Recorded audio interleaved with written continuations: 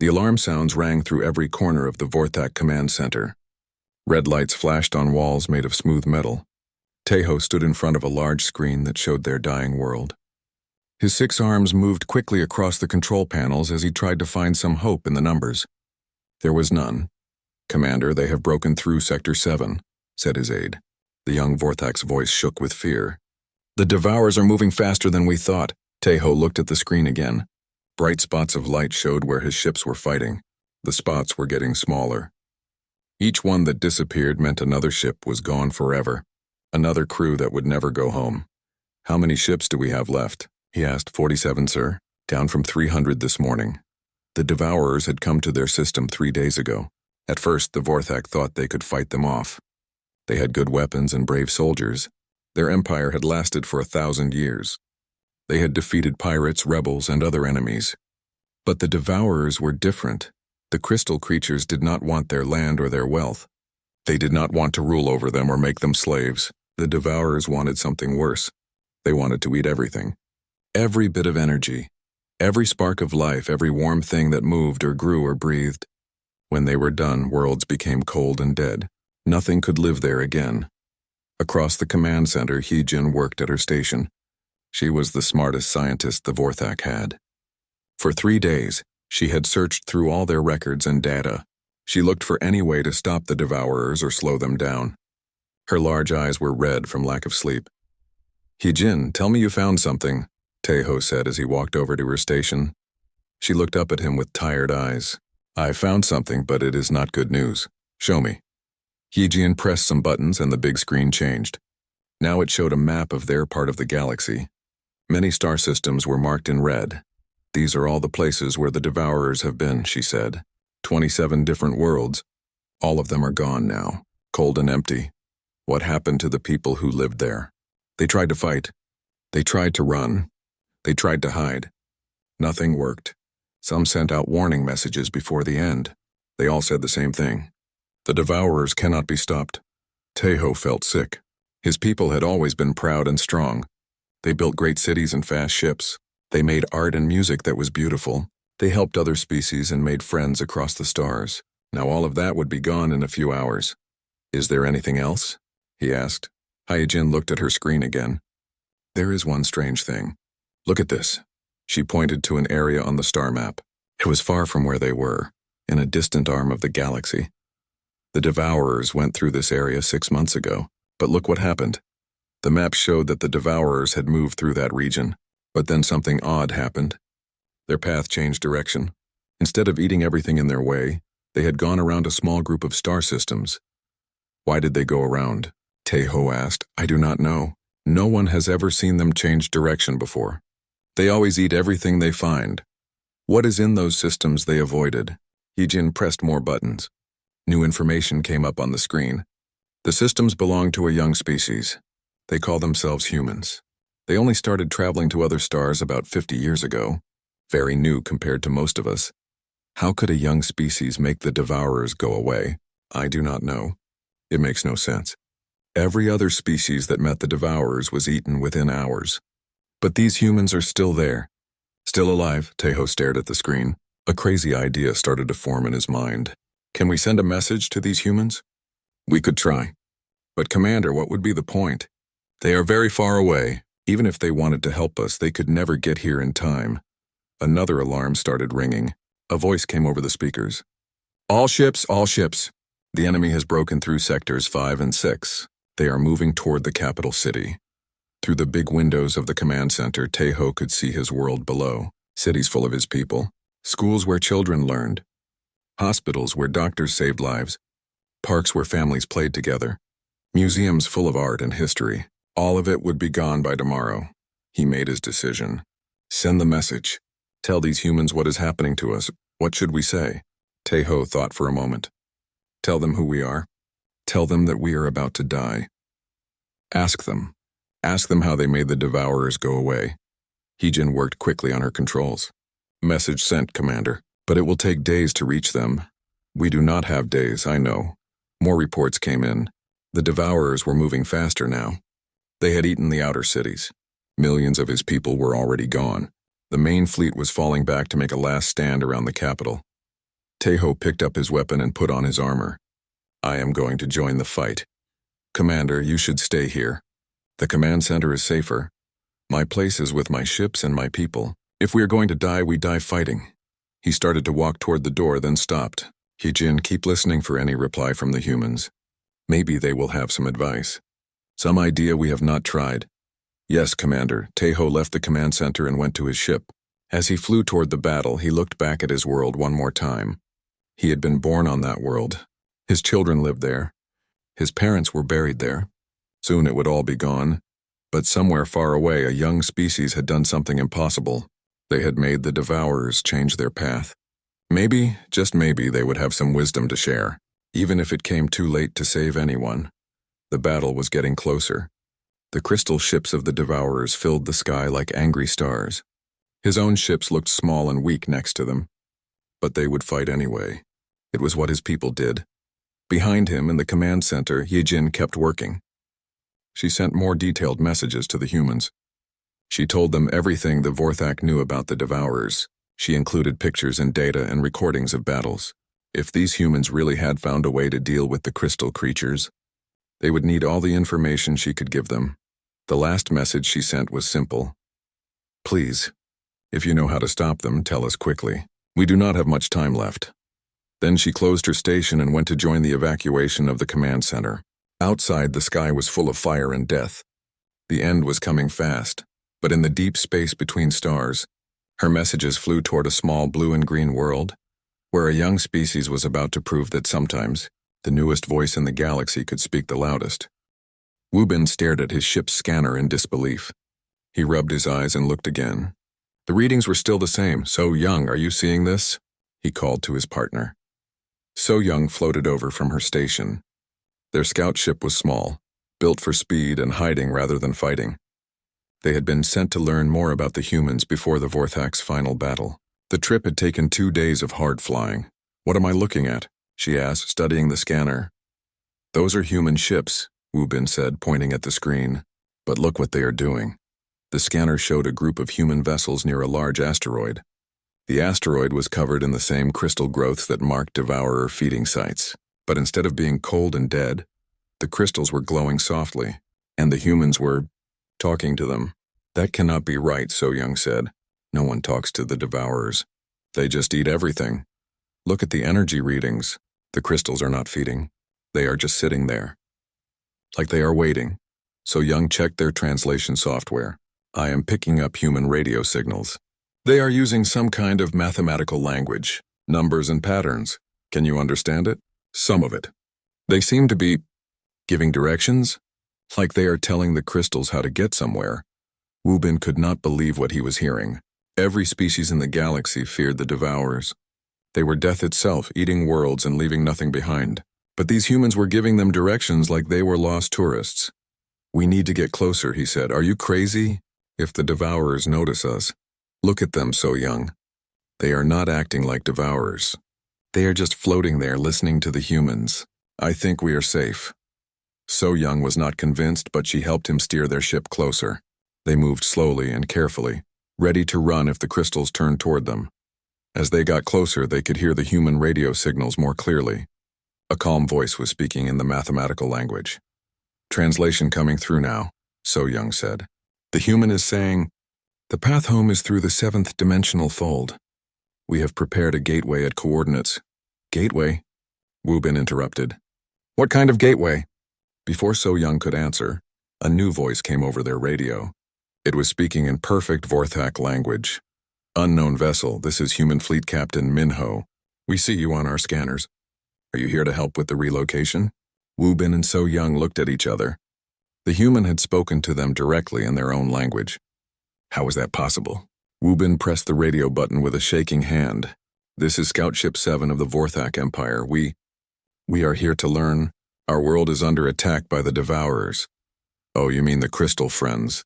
Minho's voice came back, sounding casual. Yeah, they can be a problem if you do not know how to talk to them. Hold on, let me get Admiral Dongsu. He is better at explaining this stuff. Crystal Friends? Woo-bin felt like his world had turned upside down. The creatures that had destroyed 27 civilizations were crystal friends to these humans? A new voice came over the radio, deeper and older sounding. "This is Admiral Dongsu. I understand your people are having trouble with the crystal entities." "Trouble?" So Young spoke up. "Admiral, they are destroying our world. They have killed millions of our people. They eat everything they touch." "Ah," the Admiral said, and he sounded sad. "You tried to fight them, did you not?" "Of course we fought them," Wu Bin said. "What else would we do?" "Well, you could try talking to them first. Works a lot better than shooting at them." Wu Bin was quiet for a moment. "Admiral, with respect, that is impossible. The Devourers do not communicate. They just destroy. That is what everyone thinks. But the crystal entities are not destroyers. They are just lost." "Lost?" Admiral Dongsu's voice became patient, like a teacher explaining something to a student. "The beings you call Devourers come from another dimension. They got pulled into our universe by accident about 200 years ago. They have been trying to find their way home ever since, but they eat entire worlds. No, they absorb energy to survive while they search. They do not mean to hurt anyone. They just do not understand that other beings need that energy to live." So Young found her voice. "How do you know all this?" "We asked them," the Admiral said simply. "When they first showed up in human space, we sent our best mathematicians and linguists to figure out how to communicate with them. Took about 6 months to work out a basic language. And then what happened? We learned their story. They told us about their home dimension and how they got lost. So we started working on a way to help them get back." Wu Bin looked at the scanner again. The crystal entities were still floating peacefully near the human ships. "You are helping them go home?" "Sure, we built some dimensional gateways. Takes a lot of power and some fancy science, but it works. We have helped about 30 groups of them find their way back so far." 30 groups? So, Young whispered. "All those worlds they consumed?" "Yeah, that was before we figured out how to talk to them. Really wish we could have helped those folks. But now that we know what the crystal entities need, we can help them without anyone getting hurt." Wu Bin felt a strange mixture of hope and despair. "Admiral, our world will be destroyed in hours. Is there any way you can help us?" There was a pause. Then Admiral Dongsu's voice came back, but now it sounded urgent. "How many crystal entities are at your world?" "Thousands. Maybe tens of thousands. That is a big group. They must be really desperate to get home. Can you send us your exact location?" "Yes, but why?" "You are days away from us, even at maximum speed. Let us worry about that. Just send the coordinates and tell your people to stop shooting at the crystals. We are on our way. You are coming to help us?" So Young asked, hardly daring to believe it, of course. "Nobody should die because of a misunderstanding. Send those coordinates and hang tight. Oh, and if you can, try broadcasting mathematical sequences at the crystal entities. Prime numbers, pi, that sort of thing. It will let them know you want to communicate." The radio went quiet. Wu Bin and So Young stared at each other in amazement. "They are coming to help us," So Young said, "but how? It is impossible to get there in time." "I do not know. But did you hear how the Admiral talked about the Devourers? Like they were just people who needed help finding their way home." Wu Bin started his ship's engines. "We need to get back and tell Commander Taeho what we learned." As they flew away from the human fleet, So Young kept watching the scanners. The crystal entities were moving now, following the human ships toward some kind of glowing portal in space. "Wu Bin," she said quietly. "Yes?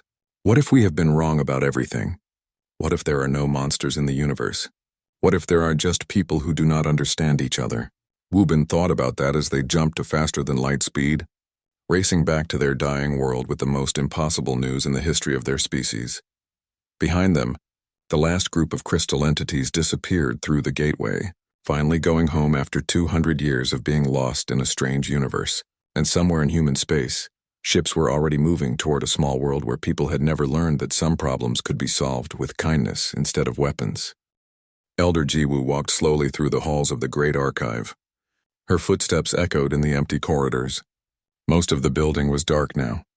The power was being saved for the defense fleet and the emergency shelters. But here, in the deepest part of the archive, the lights still worked.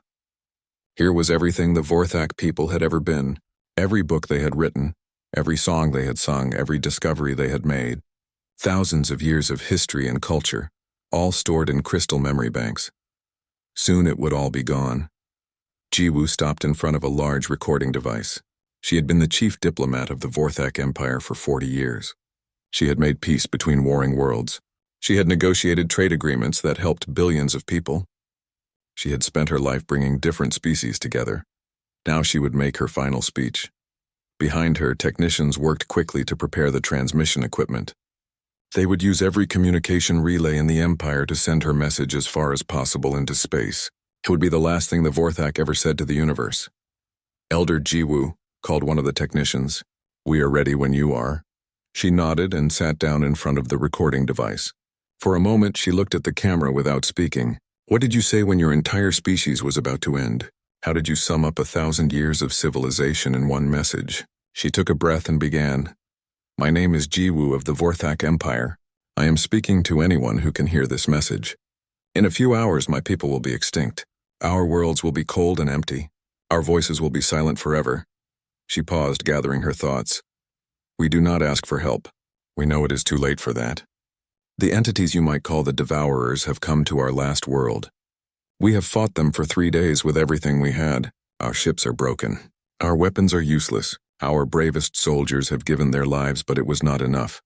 The camera kept recording as she spoke. Behind her, the technicians were uploading terabytes of data to the transmission, everything they could fit. Art, music, literature, science, philosophy, the personal stories of ordinary people who had lived and loved and dreamed. "We have learned that 27 other species faced these creatures before us. All of them are gone now. We will be the 28th. Perhaps others will come after us. If so, maybe our story will help them understand what they face." Jiwoo gestured to the archive around her. "We are sending you everything we are, our history, our knowledge, our culture. We do not know who will receive this message. You might be more advanced than us or less. You might be very different from us or surprisingly similar. It does not matter." She leaned forward, speaking directly to the camera. "What matters is this: we existed. We loved our families and cared for our children. We built beautiful cities and explored distant stars. We wrote poetry and solved mathematical puzzles. We argued about politics and laughed at jokes. We were afraid sometimes and brave sometimes, and usually just trying to do our best with the life we were given." Outside, the sound of explosions was getting closer. The Devourers had reached the outer districts of the capital city. "We made mistakes, like everyone does. We had wars and conflicts. We sometimes treated other species poorly, and we sometimes treated each other poorly. We were not perfect, but we tried to learn from our errors. We tried to become better." Jiwoo looked at a small picture on her desk. It showed her with her family many years ago. Her children were grown now, fighting in the last defense fleet or helping evacuate civilians. "We loved each other. That might be the most important thing to say. Despite our flaws and our fears, we loved each other. We cared about our families and our friends and our communities. Love made us build hospitals to heal the sick and schools to teach the young. Love made us create art and music that celebrated the beauty we saw in the universe." She picked up the picture and showed it to the camera. "This is my family. They are good people who worked hard and tried to make the world better. In a few hours, they will be gone. But right now, while I speak to you, they are still alive. They are still loving each other and helping their neighbors and doing what they can to save others." The building shook as something exploded nearby. The lights flickered but stayed on. "If you receive this message, you will know that intelligent life existed in this part of the galaxy. You will know that we had hopes and dreams and fears just like you probably do. You will know that we tried to understand the universe and our place in it." Jiwoo stood up from her chair. "We do not ask you to remember us as heroes. We were not heroes. We were just people doing our best in difficult times.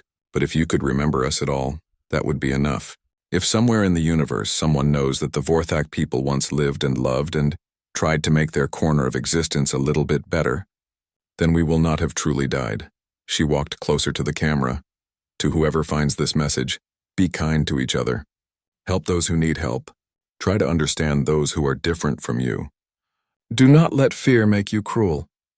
Do not let anger make you hateful. The universe is vast and often frightening, but it is also full of wonder and beauty and the possibility of friendship between different peoples." Another explosion, much closer this time. The technician signaled that they were almost ready to transmit. "This is our gift to you and our final request. Take our stories and our knowledge and our music, and let them live on in whatever way you think is best. Maybe you will find something useful in our science. Maybe you will enjoy our art. Maybe you will just remember that once in a distant star system, People lived and laughed and loved each other. Jiwoo sat back down and folded her hands in her lap. This is Jiwoo of the Vorthak Empire, sending you our last message. We hope you live long and happy lives. We hope you find peace among the stars, and if you ever face a threat like the one that destroyed us, we hope you find a better solution than we did. She looked directly into the camera one final time. Do not mourn for us too much. We had a good run. We saw beautiful things and learned amazing truths about the universe. We loved and were loved in return. Not everyone can say that. In the end, that might be enough. The recording stopped. The technicians worked frantically to prepare the massive data packet for transmission. Everything the Vorthak had ever created or learned was compressed into a signal that would travel faster than light across the galaxy. Outside, pilot Kyung-soo was preparing his small, fast ship for one final mission. He would carry the transmission through the enemy lines and make sure it reached the deep space relay stations. It would be a one-way trip, but it was the most important delivery in the history of his species. Ready to transmit, called the chief technician. Jiwoo nodded. Send it. The message left their world at the speed of light, carrying with it the hopes and dreams and final words of an entire civilization. It would take days to reach even the nearest star systems. By then, there would be no Vorthak left to see if anyone answered. But across the galaxy, on a small blue world, radio telescopes were already turning toward the source of the transmission, and in command centers and universities and research stations, humans were preparing the most impossible rescue mission in the history of the galaxy. The reply came exactly 18 minutes after Elder Jiwoo's message finished transmitting. In the emergency command bunker beneath the Vorthak capital, Chief Navigator Yoonji was monitoring the last working communication array when the signal arrived. She stared at the display in confusion. Commander Taeho, she called across the bunker. Sir, we are receiving a response. Taeho looked up from the tactical display where he was watching their final defense ships get destroyed one by one. A response? From who? The humans, sir. They replied to Elder Jiwoo's message. That was impossible. The message had only just been sent. Even if the humans had received it instantly and replied immediately, the signal should take days to travel back across space. Taeho walked over to Yoonji's station. Around them, the bunker was full of the last survivors of their government and military. Everyone was trying to stay busy, but they all knew there was nothing left to do except wait for the end. Play the message, Taeho said. The speakers crackled, and then a human voice filled the bunker. It was calm and clear, with a strange accent that their translation software had trouble understanding at first. This is Human Fleet Commander Sunwoo responding to the Vorthak transmission. We received your cultural data package and your message from Elder Jiwoo. We are deeply moved by your courage and your generosity in sharing your civilization with the universe. Everyone in the bunker had stopped working to listen. The human's voice continued. Please be advised, we are already en route to your location. Estimated time of arrival is 6 hours. Recommend your people move away from coastal areas and gather in inland shelters. We will need room to work, the message ended. The bunker was completely silent. 6 hours? Whispered someone in the back. That is impossible, said Defense Minister Kang Ho. The humans are on the other side of the galaxy. It would take weeks to reach us, even at maximum faster than light speed. Yoonji checked her calculations again. Sir, according to our last intelligence reports, the nearest human ships are at least 40 light years away. There is no technology that can cross that distance in 6 hours. Taeho studied the communication logs. Are we sure this message came from the humans? Could it be some kind of mistake? The signal definitely came from human space, sir, and the linguistic patterns match our records of human speech. Above them, the city shook as another wave of devourers moved through the outer districts. The crystal creatures were being thorough, absorbing every bit of energy they could find. Soon they would reach the shelters where millions of Vorthak civilians were hiding. Send a reply, Taeho decided. Ask them to explain how they can get here so quickly. Yoonji transmitted the message. This time, the reply came back in less than 5 minutes. Commander Taeho, this is Fleet Commander Sunwoo. We understand your confusion about our travel time. We have been monitoring the Devourer expansion for several years and positioned emergency response fleets throughout the galaxy. The ships coming to help you were already stationed at Relay Point 7 Alpha, about 4 hours away from your system.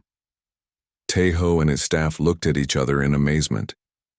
The humans had ships positioned throughout the galaxy, just waiting to help people they had never met. The message continued. We also want to address your concerns about the entities you call devourers. Our xenobiologists and linguists have been studying these beings for decades. We have developed effective communication and relocation protocols. Please instruct your military forces to cease all attacks on the crystal entities immediately. This is very important for everyone's safety. Stop attacking the devourers. That made no sense. But then Taeho remembered the report from Scouts Wu Bin and So Young. They had said the humans were somehow talking to the crystal creatures. Sir, called Communications Officer Yuna from across the bunker, we are getting reports from our remaining ships. The devourers have stopped moving. What do you mean, stopped? They were advancing on the downtown shelters, but now they are just floating in place. They are not attacking anything. Taeho ran to the tactical display. Yuna was right. The red dots that represented devourer forces had all stopped moving. They were just hanging in the sky above the city like strange glowing clouds. Are they preparing for some kind of massive attack? Asked Minister Kangho. I do not think so, sir. They are not taking any aggressive positions. They are just waiting. Another message came from the humans. This time it was a different voice, younger and more excited. Vorthak Command, this is Dr. Boram of the Human Cultural Preservation Society. We have finished our preliminary analysis of your cultural data package. Your civilization is absolutely fascinating. We are particularly impressed by your mathematical poetry and your architectural philosophy. We cannot wait to meet you in person and learn more. Cultural Preservation Society? The humans had analyzed their entire cultural database in less than an hour. The excited voice continued. We are also very sorry for the loss of your people in your homeworld. Please know that we consider the preservation of your culture and your survivors to be our highest priority. We will not let your civilization end today. Preservation of survivors? Taeho felt a strange flutter of hope in his chest. Was it possible that some of his people might actually survive this? Sir, called scanner operator Jin'e, I am detecting massive faster-than-light signatures at the edge of our system. Something big is coming. The display showed dozens of ships dropping out of FTL Drive near their outermost planet. Then dozens more, then hundreds. How many ships is that? Taeho asked. Still counting, sir. At least 300 so far. No, wait. 500. They keep coming. The human fleet was enormous. Their ships were different from anything the Vorthak had ever seen. Instead of sleek warships, most of them looked like construction vessels or cargo haulers.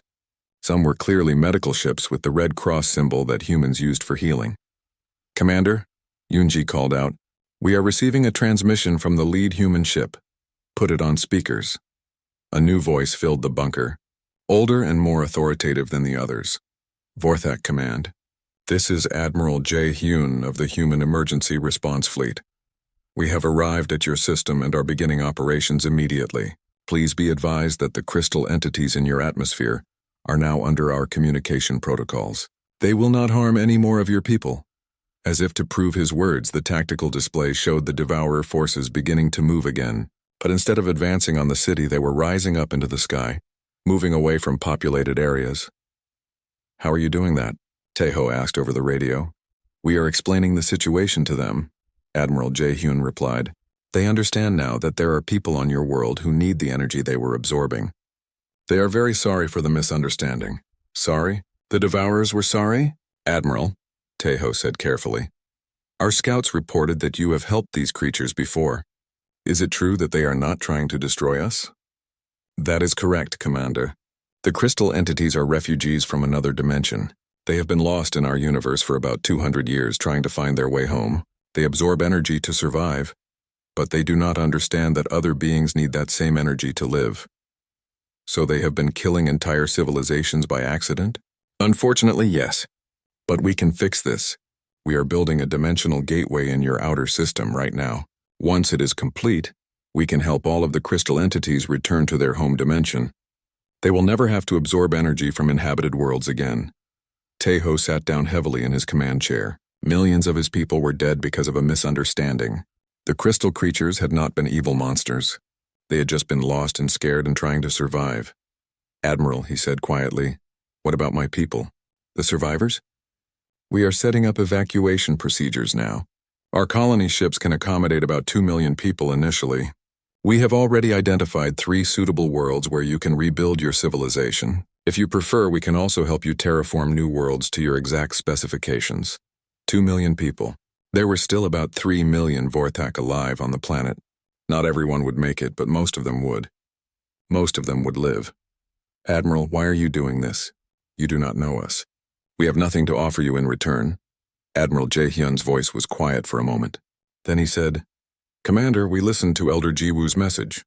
We learned about your people, your history, your culture. We cannot let something so beautiful disappear from the universe. Besides, this is what neighbors do. They help each other. Neighbors. Taeho had never thought of his species as having neighbors. The galaxy was so big and most species kept to themselves. But the humans talked about helping other civilizations the way he might talk about helping a friend fix their house. Outside, the first human ships were entering the atmosphere. They were not warships coming to fight the Devourers. They were rescue ships coming to save people they had never met, simply because those people needed help. Taeho looked around the bunker at his surviving officers and officials. They were all staring at the displays in wonder, watching an impossible rescue unfold outside their windows. For the first time in 3 days, he allowed himself to believe that tomorrow might actually come. The human ships filled the sky above the Vorthak capital like a second sunrise. They came in waves, each one bigger than the last. Medical ships, construction vessels, colony transports, and ships that served purposes Taeho could not even guess at. But strangest of all, the Devourers were helping them. Commander, scanner operator Jin-A called out, You need to see this. Taeho looked at the display screen. The crystal entities that had been destroying his world just hours ago were now working alongside the human ships. They were using their energy manipulation abilities to help evacuate civilians from collapsed buildings. Are we really seeing this? Asked Chief Navigator Yoon-ji. Before Taeho could answer, a communication came in from the human flagship. Vorthak Command, this is Admiral Jae-hyun. We are ready to begin large-scale evacuation. We would like to invite your leadership aboard our ship to coordinate the effort. Are you able to travel? Taeho looked around the bunker. His remaining staff nodded at him.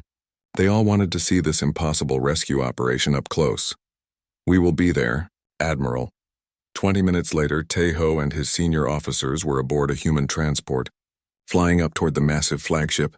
As they traveled through the atmosphere, they could see the scope of the human operation below them. Hundreds of ships were working in perfect coordination. Medical vessels were setting up emergency hospitals. Construction ships were clearing debris from damaged areas. Colony transports were loading civilians who had been trapped in shelters for days. And everywhere, the crystal entities were helping. They moved wreckage that was too heavy for the human machines. They provided power to areas where the electrical systems had been damaged. They even seemed to be helping guide lost civilians toward the evacuation points. How is this possible? Whispered Minister Kang-ho. The human transport pilot heard him. First time seeing a joint operation? She asked with a smile. Yeah, it takes some getting used to. The crystal folks are actually really helpful once you explain what needs doing. They docked with the flagship, and Taeho found himself in the largest ship he had ever seen. The corridors were wide and bright, filled with humans rushing back and forth on various missions. But despite all the activity, there was no sense of panic or chaos. Everyone seemed to know exactly what they were doing. Admiral Jae-hyun met them in the main conference room. He was smaller than Taeho had expected, with gray hair and kind eyes. He looked tired, but he smiled warmly when he saw the Vorthak delegation. Commander Taeho, he said, it is an honor to meet you. I am sorry it has to be under these circumstances. Admiral, I do not understand what you are doing here. How did you get so many ships to our system so quickly? Admiral Jae-hyun gestured for them to sit around a large table. The walls of the room showed displays of the ongoing rescue operation. Let me explain our emergency response network, the Admiral said. About 50 years ago, we started detecting signs of the crystal entity's expansion. We realized they were going to encounter more and more inhabited worlds as they searched for their way home. He pressed a button, and the display showed a map of the galaxy with thousands of small dots scattered throughout. Each of those dots is a response station. We have ships, supplies, and personnel positioned throughout the galaxy, ready to respond to exactly this kind of situation. You have been preparing for this for 50 years? Hyunji asked. Once we learned to communicate with the crystal entities, we understood that most of the deaths were happening because of misunderstandings. Species would try to fight them. The entities would defend themselves and everyone would get hurt. We wanted to prevent that. But the cost, Minister Kang Ho said. Maintaining that many ships, that many stations, Admiral Jae-hyun shrugged. It is expensive, but it is what neighbors do. We could not just sit back and watch civilizations die when we knew how to prevent it. Dr. Boram entered the conference room, carrying a large data pad. She looked excited. Admiral, we have finished the initial cultural analysis. This is amazing, Commander Taeho. Your people have developed some of the most sophisticated philosophical frameworks we have ever encountered. She turned to the Vorthak officers. We have already started setting up preservation archives on 3 different worlds. Everything from your cultural data package will be maintained and studied. Your literature, your art, your scientific discoveries, none of it will be lost. Dr. Boram, Taeho said slowly. Why do you care so much about preserving our culture? You have never met us before today. The young human woman looked surprised by the question. Because it is beautiful, she said simply. Your mathematical poetry combines logic and emotion in ways we never thought possible. Your architectural philosophy of building with the wind instead of against it could revolutionize how we design cities. Your entire approach to scientific ethics is centuries ahead of our own. She sat down at the table, still holding her datapad. Commander, every civilization develops unique ways of understanding the universe. When a species dies, all of that knowledge and wisdom dies with them. We cannot let that happen. There is too much to learn, too much beauty to preserve. Engineer Yoo-jin entered the room and saluted Admiral Jae-hyun. Sir, the dimensional gateway is online.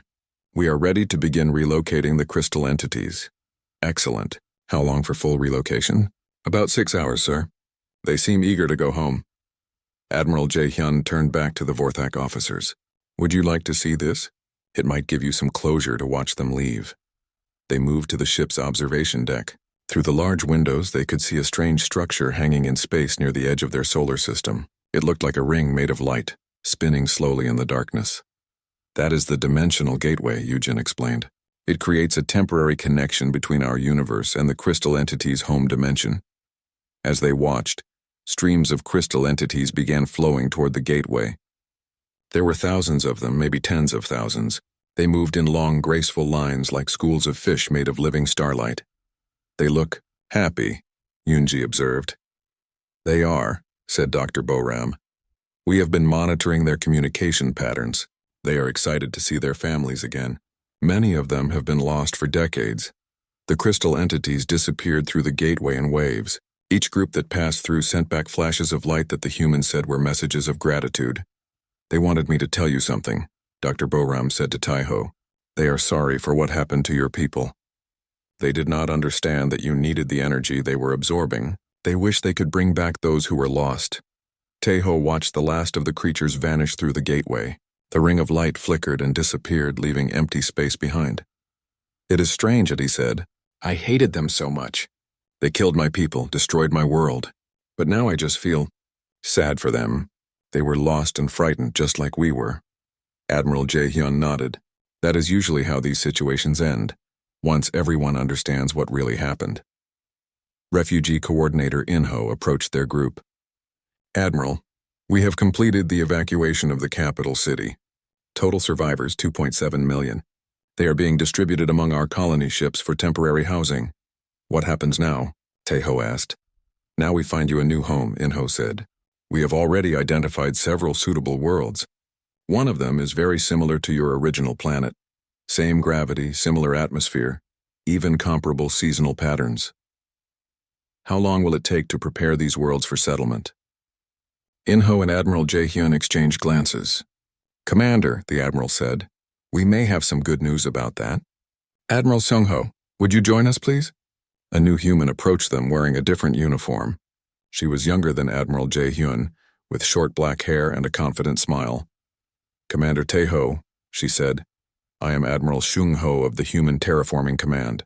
We took the liberty of starting some preliminary work, while our evacuation fleet was in transit to your system. What kind of preliminary work? We have been terraforming 3 worlds in the Kepler sector. The work is about 90% complete.